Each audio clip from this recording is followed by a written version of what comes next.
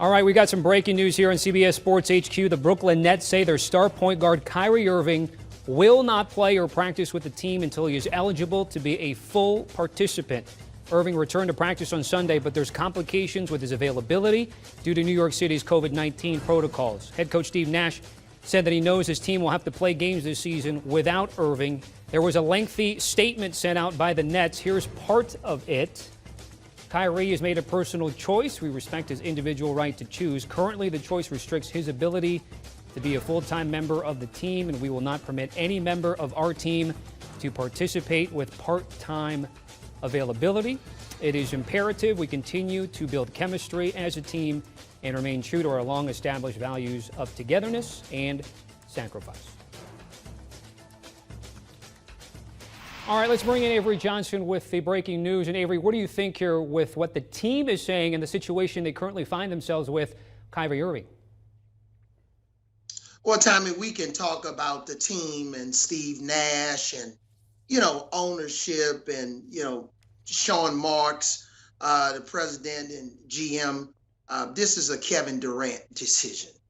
Trust me, Kevin Durant, no matter what he says publicly about, Kyrie needs to do what's best for him. But this is about Kevin Durant wanting Kyrie Irving to be a full participant. He's chasing another ring. He knows that, with James Harden on their team, Kyrie Irving and himself, that big three is arguably the best big three in the history of basketball. And when healthy, they're probably unbeatable in a 7-game series when healthy. So, and when everybody fully participates. So I'm sure that Kevin Durant had a lot to do with this decision, working with management behind the scenes. He's obviously not going to look like the bad guy here, but this is more than a decision by coaching staff, ownership, and management. That's a very interesting thing that you brought up, saying that KD's behind sort of this move. Then, now that it's out there, Avery, what do you think the Kyrie Irving response then will be?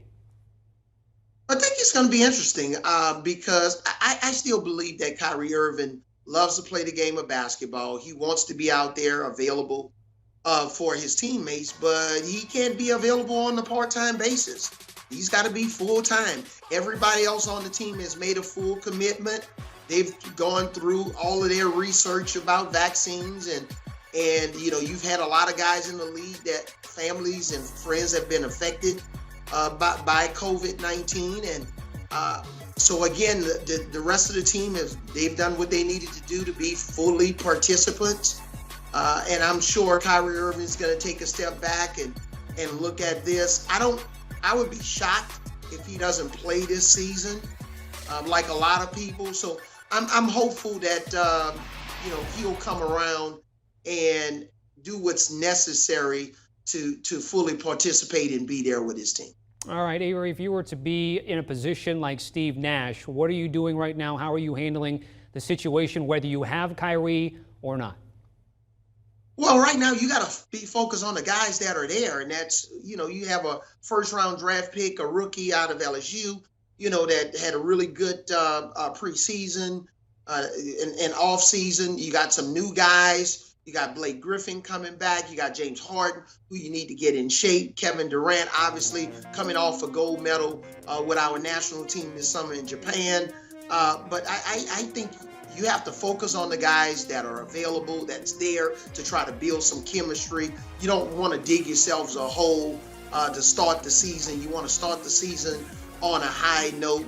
But at the same time, you got to keep the lines of communication open with your point guard or with Kyrie Irving to make sure that he knows that he's welcome, that you still care about him.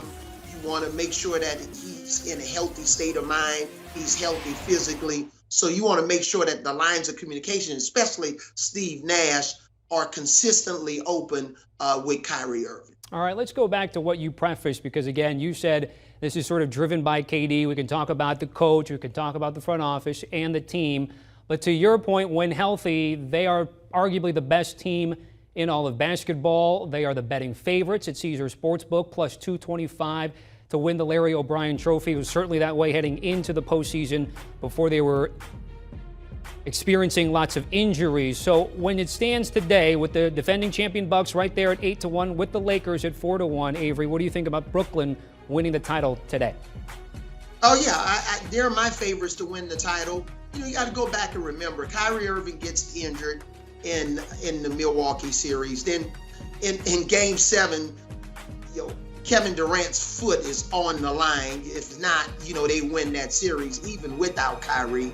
So these guys are really dangerous. You're talking about three guys that can combine easily for 90 points a game, and they can win games by themselves. And then when you throw in a Joe Harris, who struggled a little bit there at the end in the playoffs, he'll play better. Blake Griffin is going to be there.